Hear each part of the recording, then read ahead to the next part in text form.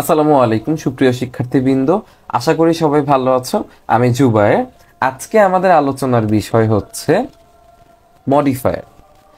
যারা নতুন নতুন এইচএসসি তে উঠেছো তাদের অনেকের কাছেই মডিফায়ারটা একটু কঠিন একটা টপিক মনে হতে পারে, যেহেতু তোমরা এই টপিকটা আগে পড়োনি বা এই টপিকটা সম্পর্কে তোমাদের খুব একটা ধারণা নেই। তবে আমি তোমাদের কথা দিচ্ছি, আজকের এই ভিডিওটি দেখার পর তোমাদের আর মডিফায়ার নিয়ে কোনো রকম কোনো সমস্যা থাকবে না। আমি চেষ্টা করেছি পুরো ভিডিওতে আমাদের এক্সামে মডিফাই নিয়ে যেই টপিকগুলো আসে প্রত্যেকটা টপিক খুব ডিটেইলে আলোচনা করার উইথ এক্সাম্পলস। তাহলে চলো আমরা আর কথা না বাড়িয়ে শুরু করে দিই। প্রথমেই মডিফায়ার জিনিসটা অ্যাকচুয়ালি কি বা মডিফায়ার টপিকটা অ্যাকচুয়ালি কি একটু খেয়াল করলে দেখবে নামটা দেখেই কিন্তু বোঝা যায় মডিফায়ারে আমরা কি নিয়ে আলোচনা করব বা কি নিয়ে পড়াশোনা করব।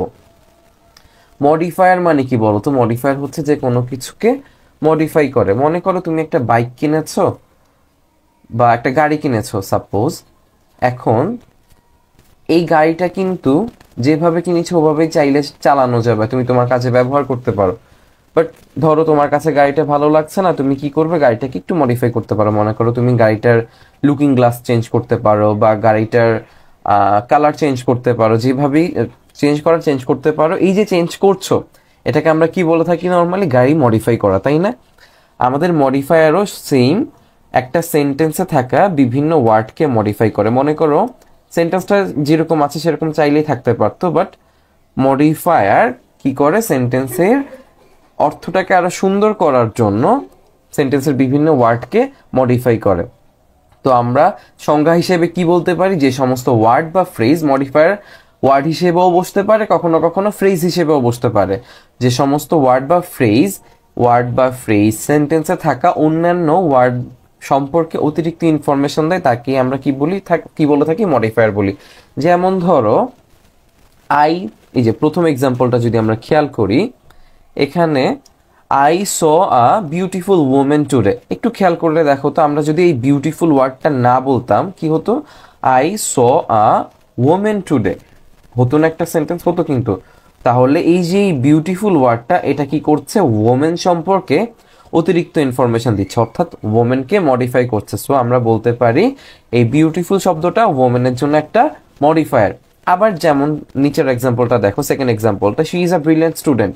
শি ইজ আ স্টুডেন্ট এটুকু বললেও কিন্তু হয়ে যেত, কিন্তু আমরা সে কেমন স্টুডেন্ট সেটা জানানোর জন্য ব্রিলিয়েন্ট শব্দটাকে অতিরিক্ত ব্যবহার করেছি। অর্থাৎ ব্রিলিয়েন্ট শব্দটা কাকে মডিফাই করছে? স্টুডেন্টকে মডিফাই করছে। থার্ড এক্সাম্পল যদি আমরা দেখি, আই রিচড হোম সেফলি। আমি কিভাবে হোমে পৌঁছেছি? সেফলি পৌঁছেছি।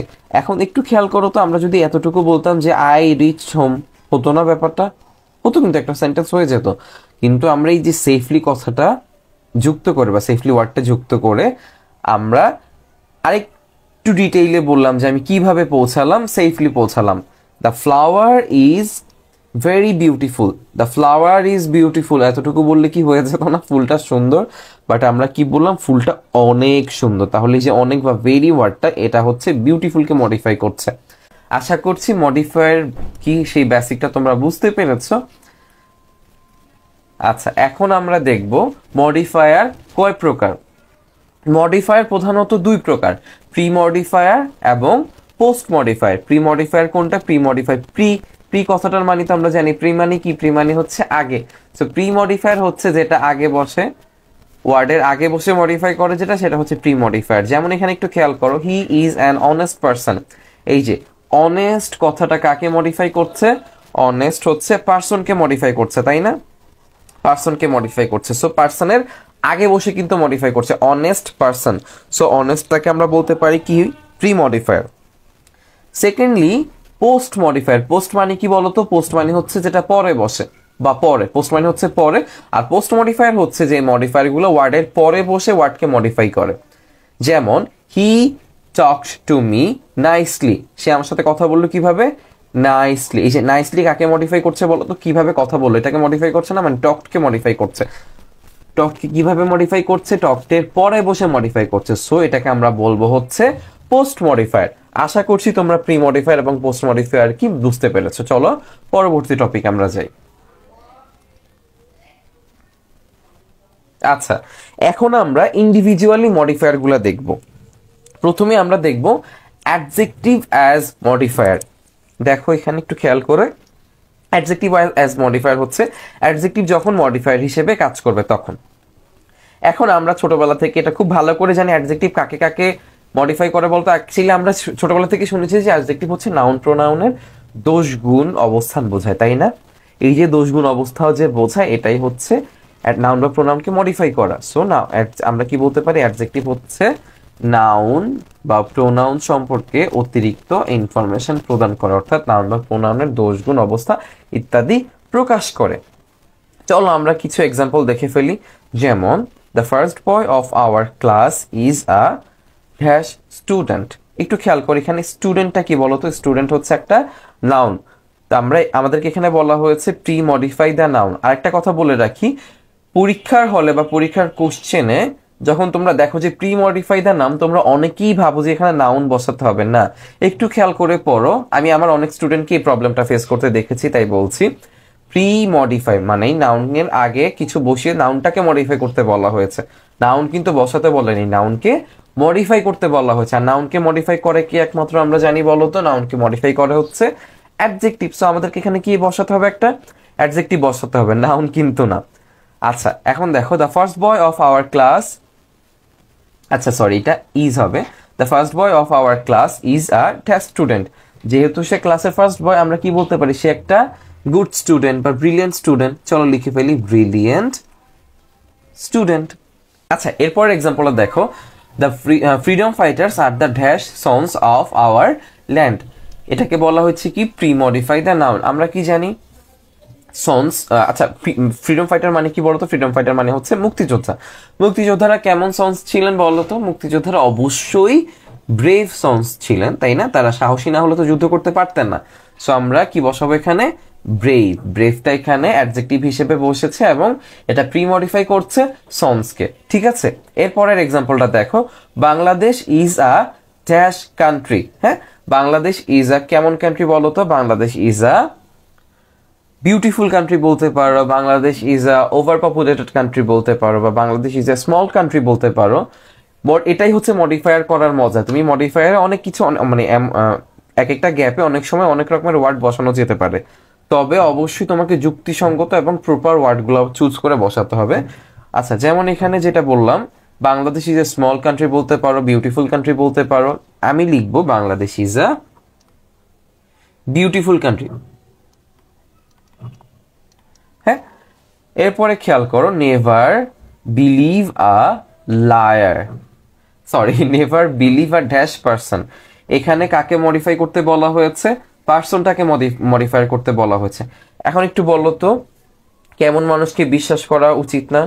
অবশ্যই ডিসঅনেস্ট একজন পার্সনকে তোমার বিশ্বাস করা উচিত না, ঠিক আছে? আশা করছি অ্যাডজেক্টিভ অ্যাজ মডিফায়ার তোমরা বুঝতে পেরেছো। এখন আমরা চলো অ্যাডজেক্টিভ অ্যাজ মডিফায়ারের কিছু বোর্ড কোশ্চেন দেখে নিই।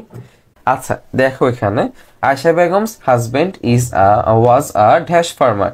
যেহেতু ফার্মার ছিলেন, আমরা কি ধারণা করে নিতে পারি, was a poor farmer. A village doctor is a very dash person in the rural areas of Bangladesh. আচ্ছা বলো তো ভিলেজ ডক্টর মানে কি? ভিলেজ ডক্টর মানে হচ্ছে গ্রামে যে ডক্টররা থাকেন তারা। আশা করছি তোমরা দেখেছো, যারা গ্রামে গিয়েছো বা যারা গ্রামে থাকো, প্রত্যেকটা গ্রামে পুরো গ্রামের জন্য বিশ্বস্ত এরকম একজন ডাক্তার থেকে থাকেন সবসময়। তো এই মানুষটা প্রত্যেক গ্রামের মানুষের জন্য কেমন পার্সন হয় বলো তো? Village doctor is a very known person না, সবাই চিনে না তাকে, নোন পার্সন বলতে পারো। তুমি যদি চাও পপুলার পার্সন বলতে পারো, হেল্পফুল পার্সন বলতে পারো, ঠিক আছে? এরপরে দেখো, কাজী নজরুল ইসলাম ওয়াজ আ ড্যাশ পোয়েট। কি বলা যায় এখানে বলো তো? উনি বিদ্রোহী কবি ছিলেন, উনি বিখ্যাত কবি ছিলেন, উনি আমাদের জাতীয় কবি ছিলেন। সো মনে করো আমরা এখানে বসালাম হচ্ছে ফেমাস পয়েন্ট। তুমি চাইলে এখানে রেবেল পয়েন্ট বসাতে পারো। হ্যাঁ, arsenic is a dash substance. Substance মানে কি? পদার্থ। আর্সেনিক কিরকম ধরনের পদার্থ আমরা সবাই জানি। আর্সেনিক হচ্ছে একটা হার্মফুল পদার্থ। So arsenic is a harmful substance. আশা করছি ক্লিয়ার হয়ে গেছে এতক্ষণে তোমাদের অ্যাডজেক্টিভ অ্যাজ মডিফায়ার টপিকটা। এবার আমরা দেখব নাউন অ্যাডজেক্টিভ অ্যাজ মডিফায়ার। এখন অনেকেই বলতে পারো এটা আবার কেমন জিনিস, নাউন আবার অ্যাডজেক্টিভ। হ্যাঁ, খুব ইন্টারেস্টিং একটা টপিক। ধরো অনেক সময় হয় না দুইটা নাউন পাশাপাশি বসে, যেমন ধরো সি বিচ, আবার ধরো বুক ফেয়ার। এইবার আমরা যে টপিকটা নিয়ে আলোচনা করব সেটা হচ্ছে নাউন অ্যাডজেক্টিভ অ্যাজ মডিফায়ার। এখন অনেকের কাছে কনফিউজড লাগতে পারো যে এটা আবার কেমন টপিক, নাউনও আবার অ্যাডজেক্টিভ। হ্যাঁ, এটা নাউনটাই অ্যাডজেক্টিভের ন্যায় কাজ করে আর কি। একটু পড়ে দেখো, এখানে দুটি নাউন পাশাপাশি বসে যখন প্রথম নাউন দ্বিতীয় নাউনকে মডিফাই করে, তো অর্থাৎ অ্যাডজেক্টিভের ন্যায় কাজ করে, তখন আমরা প্রথম নাউনটিকে দ্বিতীয় নাউনের নাউন অ্যাডজেক্টিভ বলে থাকি, বা প্রথম নাউনটিকে নাউন অ্যাডজেক্টিভ বলে থাকি। এখন একটু খেয়াল করো, ধরো book fair.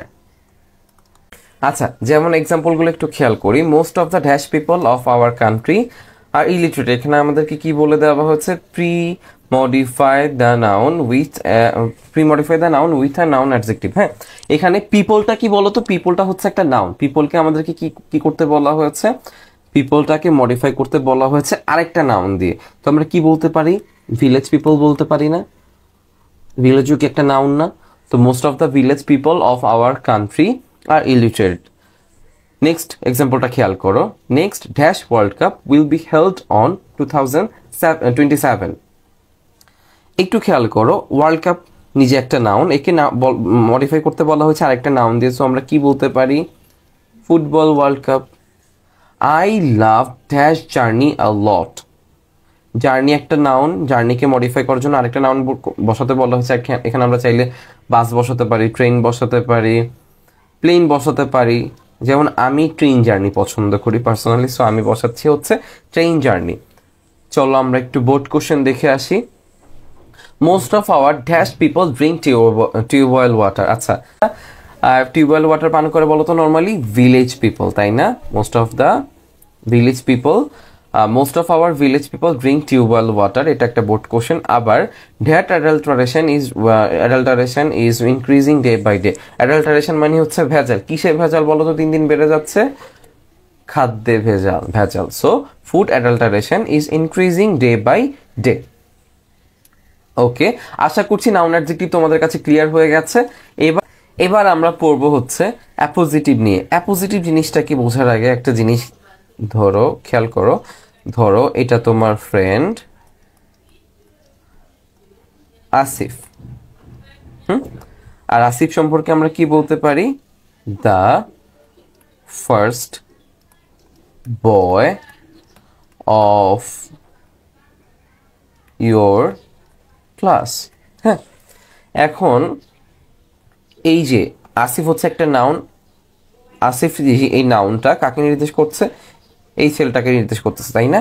Are the first boy of your class কাকে নির্দেশ করতেছে? এই ছেলেটাকে নির্দেশ করছে, তাই না? সেম ছেলেটাকে নির্দেশ করছে। সো যখন দেখবা যে একটা নাউন, দুইটা নাউন বা নাউন ফ্রেজ পাশাপাশি বসে একই ব্যক্তি বা বস্তুকে নির্দেশ করছে, তখন ধরে নিবা যে দ্বিতীয় যে নাউন বা নাউন ফ্রেজটা থাকবে সেটা হচ্ছে প্রথমটির অ্যাপোজিটিভ। বুঝতে পেরেছো? যেমন ধরো যে Humayun Ahmed, a famous poet, was a good person. হ্যাঁ, তাহলে হুমায়ুন আহমেদ যাকে নির্দেশ করছে, ফেমাস পোয়েট কি তাকে নির্দেশ করছে না? ফেমাস রাইটার তাকে নির্দেশ করছে না? সো এইখানে হুমায়ুন আহমেদের অপোজিটিভ হচ্ছে আ ফেমাস রাইটার। বোঝা গেছে আশা করি। চলো এবার আমরা সংজ্ঞাটা দেখে নিই। দুটি নাউন বা নাউন ফ্রেজ পাশাপাশি বসে একই ব্যক্তি বা বস্তুকে নির্দেশ করে যদি, তবে দ্বিতীয়টিকে প্রথমটির অ্যাপোজিটিভ বলা হয়। একটু খেয়াল করি, মিস্টার আনোয়ার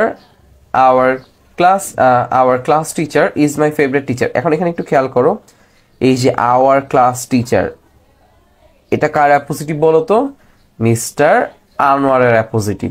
আবার ধরো Sheikh Hasina dash is called the mother of humanity. হ্যাঁ, এখন এখানে কি বলা হয়েছে? Use an appositive to post modify the noun. Noun কোনটা? শেখ হাসিনাকে পোস্ট মডিফাই করতে বলা হয়েছে অ্যাপোজিটিভ বসিয়ে। হ্যাঁ, এখন শেখ হাসিনার অ্যাপোজিটিভ কি হতে পারে বলো তো স্যার? অবশ্যই the prime minister of Bangladesh. হ্যাঁ, আবার তুমি যদি চাও এখানে বসাতে পারো দ্য ডটার অফ বঙ্গবন্ধু। হ্যাঁ, এরপরে চলো আমরা একটা বোর্ড কোশ্চেন দেখে ফেলি। Motor vehicles pollute the air. আচ্ছা, এখানে এয়ার কে মডিফাই করতে বলা হয়েছে, post modify the noun with a noun appositive. আচ্ছা, এখন এয়ারের অ্যাপোজিটিভ কি হতে পারে বলো তো? এয়ার কি তোমার এনভায়রনমেন্টের সবচেয়ে ইম্পর্টেন্ট এলিমেন্টগুলোর একটা না? দ্য মোস্ট ইম্পর্টেন্ট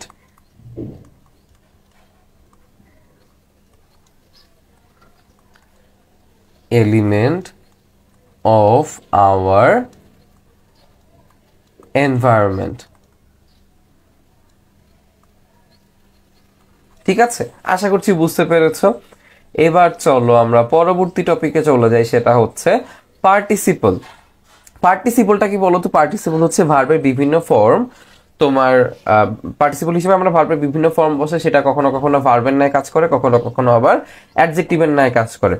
তো আমরা পার্টিসিপল দেখে নিই কয় প্রকার। পার্টিসিপলটা হচ্ছে 3 প্রকার: present participle, past participle and past perfect participle. Present পার্টিসিপলটা কি? প্রেজেন্ট পার্টিসিপলটা হচ্ছে ভার্ব প্লাস আইএনজি, ভার্বের আইএনজি ফর্ম।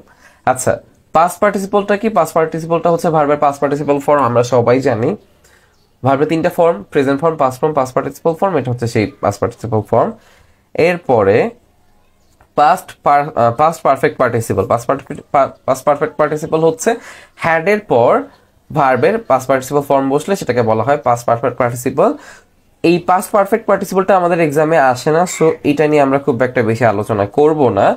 এবার চলো আমরা প্রেজেন্ট পার্টিসিপল এবং পাস্ট পার্টিসিপল নিয়ে ডিটেইল আলোচনা করি। আচ্ছা, প্রথমে প্রেজেন্ট পার্টিসিপল। একটু আগেই বলেছি প্রেজেন্ট পার্টিসিপলটা কি? প্রেজেন্ট পার্টিসিপলটা হচ্ছে ভার্ব প্লাস আইএনজি। এবং ভার্ব প্লাস আইএনজি কিসের ন্যায় কাজ করবে বলো তো স্যার? ভার্ব প্লাস আইএনজিটা অ্যাডজেক্টিভের ন্যায় কাজ করে, তবে কখনো কখনো অ্যাডভার্ব বা ভার্বের ন্যায়ও কাজ করতে পারে। আচ্ছা, দেখি চলো এবার কিছু এক্সাম্পল। নেভার ডিস্টার্ব আ ড্যাশ পারসন। তোমাকে কোশ্চেনে কি বলে দেওয়া হয়েছে? Pre modify the noun with an present participle. তাহলে এখানে আমরা কি বসাবো? অবশ্যই ভার্ব প্লাস আইএনজি যুক্ত কিছুই বসাবো। নেভার ডিস্টার্ব আ, কি বলা যায় বলতো? স্লিপিং পারসন, মানে একটা ঘুমন্ত মানুষকে তোমার কখনোই ডিস্টার্ব করা উচিত না। এখন স্লিপটা কি বলতো? স্লিপটা একটা ভার্ব না? স্লিপের সাথে আমরা এক্সট্রা কি যুক্ত করলাম? আইএনজি যুক্ত করলাম। এরপরের এক্সাম্পলটা দেখো। The movie I watched last night was dash. এখানে দ্য মুভি এটাকে মডিফাই করতে বলা হয়েছে। কি বলা যায় বলো তো স্যার? অ্যামেজিং বলা যায় না? অ্যামেজিং, অ্যামেজ একটা ভার্ব না? অ্যামেজ থেকে আমরা অ্যামেজিং নিয়েছি। We can keep fit dash balance diet. We can keep fit এখানে কি বলা যায়? মেইনটেইনিং ব্যালেন্স ডাইট বলা যায় না? ব্যালেন্স ডাইট মেইনটেইন করার মাধ্যমে আমরা কি ফিট থাকতে পারি? মেইনটেইনিং ব্যালেন্স ডাইট। এরপর একটু খেয়াল করো প্রেজেন্ট পার্টিসিপল ফ্রেজ। আচ্ছা, প্রেজেন্ট পার্টিসিপল কি? এটা তো আমরা এতক্ষণে বুঝে গিয়েছি, ভার্ব প্লাস আইএনজি কে প্রেজেন্ট পার্টিসিপল বলা হয়। আর আমরা ফ্রেজ হিসেবে কি জানি? 2 বা ততোধিক ওয়ার্ড যখন পাশাপাশি বসে একই অর্থ প্রকাশ করে তখন তাকে আমরা ফ্রেজ বলি। সো প্রেজেন্ট পার্টিসিপল ফ্রেজ হচ্ছে ভার্ব প্লাস আইএনজি অবশ্যই থাকবে, তার সাথে এক্সট্রা কিছু ওয়ার্ড থাকবে। যেমন dash I will call you. এখানে কি বলা যায়? After finishing my work, after finishing my work I will call you. আবার এছাড়া তুমি এটাও বলতে পারো যে এই যে এটা finishing my work I will call you. ঠিক আছে, এবার চলো আমরা বোর্ড কোশ্চেন দেখে ফেলি কিছু। New areas of the world are has turned into a desert as a result of deforestation, so we must stop dash down trees। এখানে 2টা প্রেজেন্ট পার্টিসিপল ইউজ করা হবে। চলো দেখি প্রথমে কি বলেছে? The new areas of the world, the new areas of the world dash এখানে বলতে পারি না আমরা বিং টার্নড, হ্যাঁ, being turned into a desert as a result of deforestation, so we must stop dash down trees. কি করতে হবে? গাছ কাটা বন্ধ করতে হবে না, তাহলে stop cutting down trees. ঠিক আছে, এরপরে দেখো we can keep fit dash a balanced diet. we can keep fit কি বলা যায় এখানে? maintaining a balanced diet. A village doctor treats his patient, এখানে কি বলা হয়েছে? use a present participle phrase. কি বলা যায়? a village doctor treats his patient taking no money, এটা বলা যায় না, টাকা না নিয়ে। অনেক সময় ভিলেজ ডক্টর তো ট্রিটমেন্ট দেয়, তাই না? Taking no money. ঠিক আছে, আশা করছি বুঝতে পেরেছো। এবার আমরা দেখব হচ্ছে পাস্ট পার্টিসিপল। পাস্ট পার্টিসিপল কি সেটা আমরা অলরেডি বলেছি, এটা হচ্ছে ভার্বের সিম্পলি ভার্বের পাস্ট পার্টিসিপল ফর্ম। ভার্বের পাস্ট পার্টিসিপল ফর্ম যখন অ্যাডজেক্টিভের ন্যায় কাজ করে তখন আমরা সেটাকে বলবো হচ্ছে পাস্ট পার্টিসিপল। চলো এক্সাম্পল দেখি। Everybody respects a dash person. Everybody রেসপেক্টটা কি বলা যায় এখানে বলো তো? এডুকেটেড পারসন বলা যায় না, বলো তো? এই যে এডুকেট একটা ভার্ব, এডুকেট থেকে আমরা পেলাম হচ্ছে educated. We should not it dash food. কিরকম খাবার আমাদের খাওয়া উচিত না বলো তো? ফ্রোজেন ফুড বলতে পারি না? ফ্রোজেন ফুড অনেক সময় ক্ষতিকর হয় না? তো we should not it frozen food. এই যে ফ্রিজ, ফ্রোজ, তার পাস্ট পার্টিসিপল ফর্ম হচ্ছে ফ্রোজেন। ঠিক আছে, এছাড়া তুমি রুটেন ফুড বলতে পারো, হ্যাঁ, প্রসেসড ফুড বলতে পারো। আচ্ছা, এবার আমরা যে টপিকটা নিয়ে আলোচনা করব সেটা হচ্ছে ইনফিনিটিভ। ইনফিনিটিভ কি বলতো? ইনফিনিটিভ হচ্ছে to plus verb. To plus ভার্বকে আমরা বলে থাকি হচ্ছে ইনফিনিটিভ সিম্পলি। এক্সাম্পল দেখি চলো। I wanted dash the meeting. আচ্ছা, এখানে কি বলতে পারি আমরা? I wanted to attend the meeting বলতে পারি। তাহলে অ্যাটেন্ডটা হচ্ছে এখানে ভার্ব, আর তার আগে টু বসে এটা ইনফিনিটিভের কাজ করছে। I invited all my friends to come to my house. আসার জন্য ইনভাইট করেছিলাম। আচ্ছা, এবার আমরা কিছু বোর্ড কোশ্চেন দেখব ইনফিনিটিভ ফ্রেজের উপর। ইনফিনিটিভ ফ্রেজ হচ্ছে টু প্লাস ভার্বের সাথে যদি আরো কিছু ওয়ার্ড যুক্ত করে দাও তাহলে সেটা কি হয়ে যাবে? ইনফিনিটিভ ফ্রেজ হয়ে যাবে। আচ্ছা, প্রথমেই দ্য ক্রো ট্রাইড। আচ্ছা, দ্য ক্রো ট্রাইড, এই গল্পটা আমরা সবাই জানি। কাক কি করতে চেষ্টা করছিল বলতো? Try to reach the water. ওই যে কলসি থেকে যে পাথর মেরে মেরে পানি ওঠানোর চেষ্টা করছিল, থার্স্টি ক্রোর গল্প। I was in danger, I told him. আমি যেহেতু বিপদে ছিলাম, আমি তাকে কি বলবো? I told him to help me, তাই না? এই যে একটু খেয়াল করো, টু রিচ ছিল হচ্ছে শুধু ইনফিনিটিভ, আর টু রিচের সাথে দ্য ওয়াটার যুক্ত করার কারণে এই পুরোটা মিলে হয়ে গেছে একটা ইনফিনিটিভ ফ্রেজ। এরপরে দেখো, কাজী নজরুল ইসলাম কম্পোজড হিজ সংস। কি জন্য তিনি তার গানগুলো রচনা করেছিলেন? টু ইন্সপায়ার পিপল বলতে পারি না আমরা? ওনার গানের দ্বারা কি অনেক মানুষরা ইন্সপায়ার হয়েছে না?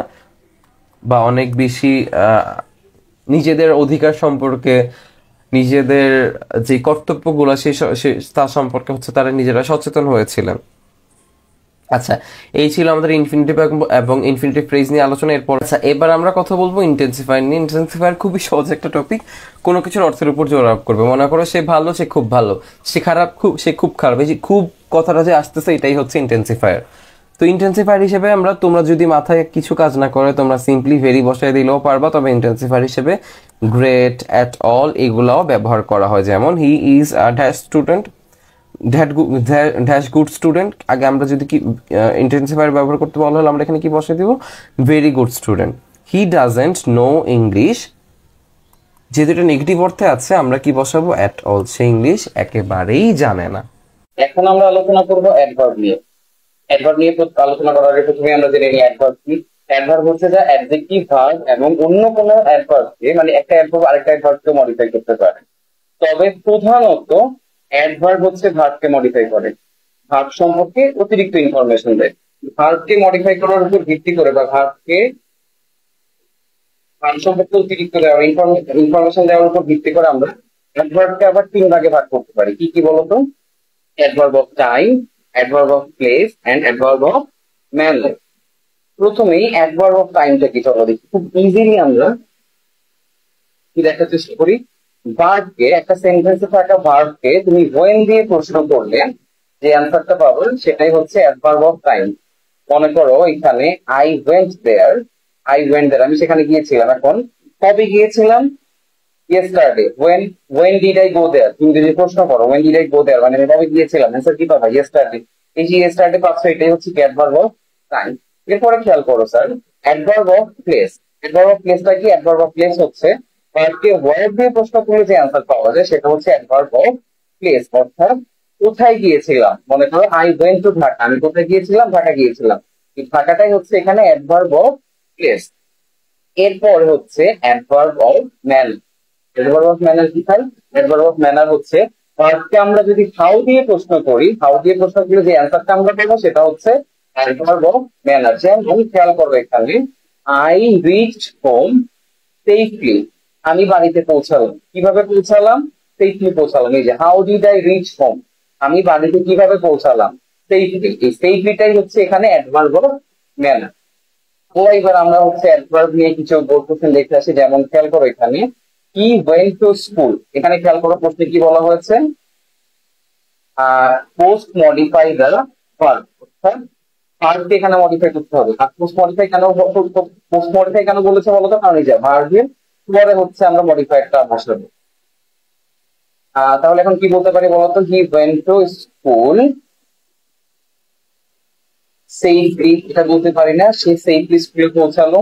এরপরে খেয়াল করো the crow has had a good idea, the crow suddenly had a good idea, এটা বলতে পারি না, হঠাৎ করে তার হচ্ছে একটা ভালো আইডিয়া আসলো তার মাথায়। ওই যে কি বলে এটাকে, আমরা ফার্স্ট ওয়ার্ড যে গল্পটা পড়েছিলাম সেখান থেকে এটা নেওয়া হয়েছে। আশা করছি তোমরা বুঝতে পেরেছো অ্যাডভার্ব কি, অ্যাডভার্ব প্রকারভেদ গুলো বুঝতে পেরেছো। চলো আমরা নেক্সট টপিকে চলো। যে আমাদের নেক্সট টপিক হচ্ছে অ্যাডভার্বিয়াল ফ্রেজ। অ্যাডভার্বিয়াল ফ্রেজটা কি বলতো? অ্যাডভার্বিয়াল ফ্রেজ ঠিক অ্যাডভার্বের মতনই কাজ করবে, তবে অ্যাডভার্ব কিন্তু আমরা অ্যাজ এ ওয়ার্ড বসে, আর অ্যাডভার্বিয়ালটা বসবে হচ্ছে ফ্রেজ হিসেবে। এই যে সেম অ্যাডভার্ব যেরকম তিন প্রকার, অ্যাডভার্বিয়াল সেম ভাবে তিন প্রকার: adverbial of time, adverbial of place and adverbial of manner. প্রথমেই আসো আমরা দেখি adverbial of time. Adverbial of time কোনটা বলতো?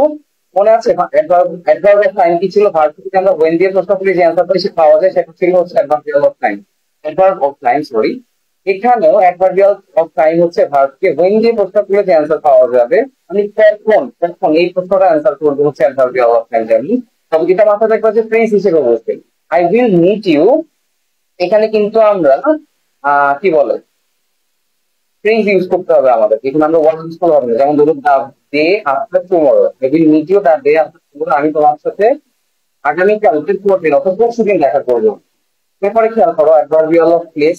অ্যাডভার্ব অফ প্লেস এর মতো এখানে ওয়ার্ড দিয়ে প্রশ্নগুলো আমরা যে অ্যান্সার করবো সেটাই হচ্ছে অ্যাডভার্বিয়াল অফ প্লেস। যেমন I will meet you at a coffee shop near my building. Address দেওয়া হয়েছে লেখা একটা ফ্রেজের মাধ্যমে। কোথায় দেখা করবো? A coffee shop near my building. এরপরে স্যার অ্যাডভার্বিয়াল অফ ম্যানার। ভার্বকে আমরা যদি হাউ দিয়ে প্রশ্ন করি, যে প্রশ্নটা পাবো সেটা হচ্ছে অ্যাডভার্বিয়াল অফ ম্যানার। যেমন ধরো I reach home safely, I reach home carefully যদি আমরা বলতাম, শুধু কেয়ারফুলি যদি বলতাম তাহলে হতো অ্যাডভার্ব অফ ম্যানার। কিন্তু আমরা এখানে কি লিখেছি স্যার? Very carefully. দেখো ভেরি কেয়ারফুলি, এখানে দুইটা ওয়ার্ড আছে না, দুইটা ওয়ার্ড মিলে এখানে একটা ফ্রেজ হয়ে গেছে। So I reach home very carefully, এটা হচ্ছে অ্যাডভার্বিয়াল অফ ম্যানার। আমরা যে টপিকটা পড়বো সেটা হচ্ছে স্যার ডিটারমিনার। ডিটারমিনার সম্পর্কে জানার আগে ডিটারমিনারটা কি আগে বুঝতে হবে। ডিটারমিনার হচ্ছে যেটা কোনো কিছু ডিটারমাইন করে, অর্থাৎ কোনো কিছুর পরিমাণ বোঝায়। এখন সেই পরিমাণটা কখনো কখনো নির্দিষ্টও হতে পারে, আবার কখনো কখনো অনির্দিষ্টও হতে পারে। ডিটারমিনার হিসেবে অনেক কিছু ব্যবহার করি আমরা, মনে করো আর্টিকেল ব্যবহার করতে পারি, ডেমনস্ট্রেটিভ, ডিস্ট্রিবিউটিভ, কোয়ান্টিফায়ার, সবগুলো আমরা আস্তে আস্তে দেখবো। প্রথমেই আমরা দেখবো ডিটারমিনার হিসেবে আর্টিকেল কিভাবে কাজ করে। আর্টিকেল কি জিনিস সেটা তো আমরা কম বেশি সবাই জানি। আর্টিকেল হচ্ছে এ, এন এবং দা। আর্টিকেল যা কোনো কিছুকে নির্দিষ্ট বা অনির্দিষ্টভাবে প্রকাশ করে সেটাই হচ্ছে আর্টিকেল। এদের মধ্যে এ এবং এন হচ্ছে কোনো কিছুকে অনির্দিষ্ট করে প্রকাশ করা, অপরপক্ষে দা কি করে স্যার, দা হচ্ছে কোনো কিছুকে নির্দিষ্ট করে প্রকাশ করা। যেমন এখানে খেয়াল করো, there is dash on the table. টেবিলে তুমি একটা কলম দেখতে পাচ্ছ, একটা র্যান্ডম কলম। এই কলমটা কিন্তু তোমার কাছে নির্দিষ্ট না। যেহেতু কলমটা তোমার কাছে নির্দিষ্ট না, তুমি কি বলতে পারবা বলো? এখানে কি বলতে হবে তোমাকে? এখানে there is a pen on the table. পরের লাইনে খেয়াল করো স্যার, এখন এই কলমটা কিন্তু আমি দেখে ফেলেছি, এই কলমটা আমার কাছে এখন নির্দিষ্ট হয়ে গেছে। তারপরে আমরা পরের লাইনে কি করবো বলো তো sir? Dash pen is mine. যেহেতু নির্দিষ্ট হয়ে গেছে, আমরা কি বলবো? The pen is mine. আশা করছি বুঝতে পেরেছো। এছাড়াও আর্টিকেল নিয়ে আমরা ইনশাল্লাহ ডিটেল আলোচনা করবো আরেকটা ভিডিওতে। এরপরে খেয়াল করো স্যার, ডেমনস্ট্রেটিভ। ডেমনস্ট্রেটিভ কি স্যার? দিস, খুব ইজিলি মাথায় রাখো, দিস অ্যান্ড ইজ দোজ, এই চারটা জিনিসকে আমরা কি বলবো? ডেমনস্ট্রেটিভ বলবো। এখন দিস কোথায় বসবে, দ্যাট কোথায় বসবে, দিস কোথায় বসবে, আর দোজ কোথায় বসবে। কাছে, মনে করো তোমার কাছে একটা, কাছ থেকে একটা কলম দেখতে পাচ্ছ, কলমটা হচ্ছে তোমার, হ্যাঁ। এখন এই কলমটা দেখে তুমি কি বলবা বলো তো স্যার? কাছে যে কোনো একটা জিনিস দেখতে পাচ্ছ তুমি, দিস ইজ মাই পেন, কি বলবা? This is my pen. থেকে একটা জিনিস দেখে আমরা বলবো দিস ইজ মাই পেন। আবার মনে করো এই কলমটা তুমি অনেক দূর থেকে দেখতে পাচ্ছ, অনেক দূর থেকে দেখতে পেলে তুমি কি বলবা? That is my pen. মানে দূরের একটা জিনিস যদি প্রকাশ করে সেক্ষেত্রে আমরা দ্যাট ব্যবহার করবো। এরপরে খেয়াল করো, কাছ থেকে মনে করো তুমি অনেকগুলা কলম দেখতে পাচ্ছ, হ্যাঁ, একের অধিক কলম দেখতে পাচ্ছ, সেক্ষেত্রে তুমি কি বলবো sir? These are my pens. অর্থাৎ কাছের একাধিক জিনিস যদি আমরা দেখতে পাই সেক্ষেত্রে আমরা দিজ ব্যবহার করব। এরপরে দূরের একাধিক জিনিস যদি দেখো, মনে করো কলম গুলো তুমি অনেক দূর থেকে দেখতে পাইতেছো, তখন কি বলবা? তখন বলবা যে those are my pen. Hopefully বুঝতে পারছো ডেমনস্ট্রেটিভের কাজগুলো। এরপরে আমরা আলোচনা করব কোয়ান্টিফায়ার নিয়ে। কোয়ান্টিফায়ার কি বলতো? এই যে নামটা দেখি বোঝা যাচ্ছে না, কোয়ান্টিফায়ার মানে কোয়ান্টিটি রিলেটেড কিছু একটা হবে। কোয়ান্টিফায়ার হচ্ছে যেটা দ্বারা কোনো কিছুর পরিমাণ নির্দেশ করে। তবে পরিমাণটা অবশ্যই কিরকম হবে বলতো স্যার? পরিমাণটা অবশ্যই অনির্দিষ্ট হবে। যেমন এখানে খেয়াল করো ওয়ার্ড গুলো, অ্যাডজেক্টিভ গুলো প্রত্যেকটা একটা adjective, few, little, many, much, more, some, all, এই প্রত্যেকটা দ্বারা পরিমাণ বোঝাচ্ছে না, কিন্তু কোনোটা দ্বারা কি নির্দিষ্ট পরিমাণ বোঝাচ্ছে। মনে করো I have a few pen, আমার কাছে সামান্য কিছু কলম আছে। এখন কয়টা কলম আছে এটা আমরা কি বুঝতে পারবো না? Little water in the jar, little water আছে অর্থাৎ সামান্য কিছু পানি আছে, এটা আমরা বুঝতে পারছি। ঠিক কতটুকু পানি আছে এটা কিন্তু আমরা বলতে পারবো না। মেনি, মাচ, মোর, সেইং, মনে করো all of my friends are good, আমার সব বন্ধুরা ভালো। এখন সব বন্ধু বুঝলাম, ঠিক আছে, কিন্তু সব বন্ধুর মধ্যে কতজন আছে এটা কিন্তু বোঝা যাচ্ছে না। তাহলে আমরা এখানে কি বলতে পারি? যে যে ওয়ার্ড গুলো দ্বারা আমরা অনির্দিষ্ট পরিমাণ বুঝাই সেগুলো হচ্ছে কোয়ান্টিফায়ার। যেমন এখানে এক্সাম্পলটা খেয়াল করি আমি, আই হ্যাভ ক্যাশ ফ্রেন্ডস। কি বলতে পারি আমরা এখানে? তোমার যদি অনেক ফ্রেন্ড থাকে তাহলে তুমি কি বলবো? I have friends. যদি কম ফ্রেন্ড থাকে তাহলে বলবো I have a few friends. ঠিক আছে, আচ্ছা। এরপরে কোয়ান্টিফায়ারের মতো নিউমেরাল দ্বারা আমরা পরিমাণ বুঝি, তবে নিউমেরাল দ্বারা আপনার নির্দিষ্ট পরিমাণ বোঝায়। যেমন ধরো 1, 2, 3, first, second, third, single, double, এই সবকিছু তারা নির্দিষ্ট পরিমাণ বোঝাচ্ছে না, এগুলোই হচ্ছে নিউমেরাল। যেমন he is the dash boy of our class, কি বলতে পারি আমরা? He is the first boy of our class, he is the second boy of our class, তাই না? মনে করো he is the first boy of our ক্লাসে ধরো। এই গেল আমাদের কোয়ান্টিফায়ার আর নিউমেরাল। আবার অনির্দিষ্ট পরিমাণ বোঝাবে, নিউমেরাল নির্দিষ্ট পরিমাণ বোঝাবে। এরপরে স্যার ডিস্ট্রিবিউটিভ। এখানেও খেয়াল করো, নামটা দেখে বোঝা যাচ্ছে না ডিস্ট্রিবিউটিভ মানে ডিস্ট্রিবিউশন বোঝাবে এটা দ্বারা, যেটা দ্বারা যেসব ওয়ার্ড দ্বারা কোনো কিছু বন্টন করা বোঝায়, একাধিক ব্যক্তির মধ্যে, সেটাকে আমরা বলি হচ্ছে ডিস্ট্রিবিউটিভ। যেমন ধরো sir each, every, either, neither, হ্যাঁ। ইচ এখানে মনে করো এই যে of the students will get 100 টাকা, প্রত্যেকটা স্টুডেন্ট মনে করো 100 টাকা করে, আমরা কি ব্যবহার করবো এখানে? Each of the student. আর আইদার নাইদারের ব্যবহার কি জানো স্যার? মনে করো either he or her train will pass। এটা তারা কি বোঝাচ্ছে বলতো? বলতো স্যার, সে অথবা তার ফ্রেন্ড পরীক্ষায় পাস করবে, মানে দুজনের মধ্যে যে কোনো একজন পরীক্ষায় পাস করবে। আবার মনে করো তুমি যদি এখানে নিদার ইউজ করতে বা নাইদার ইউজ করতে, কেউ কেউ নিদার করে, কেউ কেউ আবার নাইদার করে, সেটা নিয়ে কনফিউজ হওয়ার কিছু নাই। নিদার শি, নিদারের সাথে যায় হচ্ছে নর, নিদার শি নর হার ফ্রেন্ড উইল পাস। এটা তারা কি বোঝায় বলতো স্যার? নিদার শি মানে সে, নর তার বন্ধু কেউই কি পরীক্ষায় পাস করবেন। আর এফডি দ্বারা সব বোঝায়, এটা তো তুমি সকলেই জানো। আশা করছি বুঝতে পেরেছো ডিস্ট্রিবিউটিভ কি। এবার আমরা লাস্টলি যে টপিকটা নিয়ে পড়বো সেটা হচ্ছে প্রিপোজিশনাল ফ্রেজ। প্রিপোজিশনাল ফ্রেজ মানে হচ্ছে এখানে প্রিপোজিশন থাকবে, প্রিপোজিশনের সাথে আরো এক্সট্রা কিছু ওয়ার্ড মিলে একটা ফ্রেজ গঠন করবে। চলো এক্সাম্পল দেখে আসি। দেয়ার ইজ আ পেন, খেয়াল করো, অন দ্য টেবিল। এখানে বলো তো কোনটা প্রিপোজিশন? অনটা হচ্ছে এখানে প্রিপোজিশন, আর প্রিপোজিশনের সাথে দ্য টেবিল এক্সট্রা এই দুইটা ওয়ার্ড যুক্ত হয়ে একটা প্রিপোজিশনাল ফ্রেজ গঠন করেছে।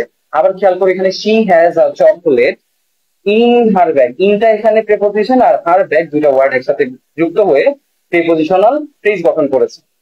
আশা করছি বুঝতে পারছো, আশা করছি বুঝতে পেরেছো। আচ্ছা, আজকে তাহলে এই পর্যন্তই। আমরা হোপফুলি তোমাদের সবার কাছে মডিফাইড পুরো টপিকটা ক্লিয়ার হয়ে গেছে। আজকের ভিডিওটা যদি তোমরা A to Z দেখো, তোমাদের আশা করি এক্সামে আর মডিফাই নিয়ে কোনো রকম সমস্যায় পড়তে হবে না। এছাড়াও আমরা মডিফায়ারের সম্পূর্ণ বোর্ড কোর্স নিয়ে আরেকটা ভিডিও ইনশাআল্লাহ আপলোড করবো খুব শীঘ্রই। ততদিন পর্যন্ত সবাই ভালো থেকো, সুস্থ থেকো। আল্লাহ হাফেজ, আসসালামু আলাইকুম।